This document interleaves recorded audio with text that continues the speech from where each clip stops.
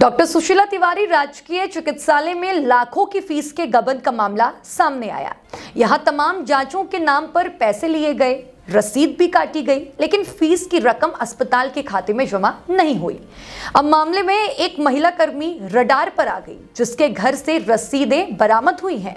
Medical college प्रशासन ने मामले की जांच शुरू कर दी है। सुशीला तिवारी अस्पताल में होने वाली जांच की फीस अभी भी रसीदों में काटी जा रही है। फीस काउंटर में काम करने वाले कुछ कर्मचारियों ने रसीद तो काटी, लेकिन पैसा अस्पताल के खाते में जमा नहीं किया। जबकि अस्पताल में जितनी भी जांचें होती हैं, उसकी फीस बिल काउंटर में जमा होती हैं।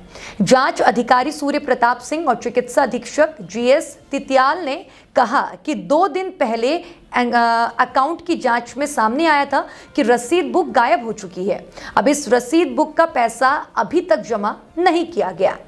मामला सामने आने के बाद इसकी जांच की गई तो पता चला कि एक महिला कर्मचारी रसीद बुक्स को अपने घर पर ले गई, जिसके घर से 2 दर्जन से अधिक रसीदें बरामद की गई हैं।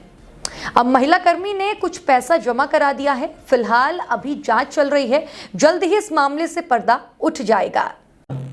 ये जो मामला भी रिसेंटली मेरे संज्ञान में आया है, जो रिसेप्शन काउंटर से रिलेटेड जो भी रसीद बुक से संबंधित था, तो उसके लिए हमने एक उचित कार्रवाई करने जा रहे हैं। जितने भी लोग उसमें इन्वॉल्व होंगे तो विस्तृत कार्रवाई करके जो भी जानकारी हमें मिलेगा या जो भी निष्कर्ष निकला, उसी के अनुरूप जो है उनको एक जो है आवश्यक पनिशमेंट दिया जाएगा।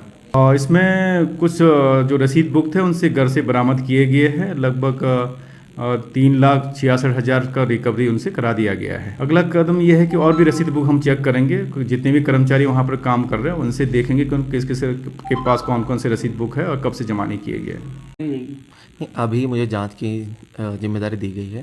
प्रथम दृष्टया जो है इसमें एक कार्य की सीधी संलिप्तता प्रतीत हो रही है।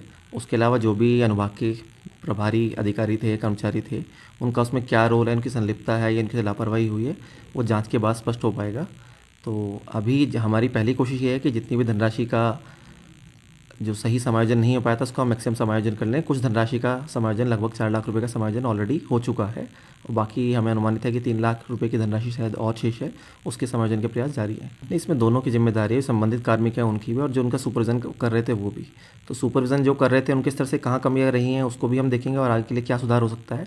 साथ ही डिजिटल हम लेन देन कैसे कर सकें ताकि भविष्य के लिए कोई लूपहोल हमारे स्तर पर ना रहे, उसके लिए दिशा में भी हम विचार करेंगे। नहीं देखिए, ऐसा तो नहीं हम कह सकते। बीच में हमारा ऑनलाइन सिस्टम भी था, लेकिन क्योंकि HIA सिस्टम में हमारे कमियां आ रही थी, उसकी वजह से कई बार लंबी लाइनें लग जा रही थी। तो उसका जो तात्कालिक वो जो समाधान निकाला गया वो ये कि कैश सिस्टम को भी हम पैरेलली जारी रखें, लेकिन उसके कारण अगर कुछ कमी हुई है या लापरवाही हुई है तो उसमें जो सुधार हो सकता है उसको हम देखेंगे।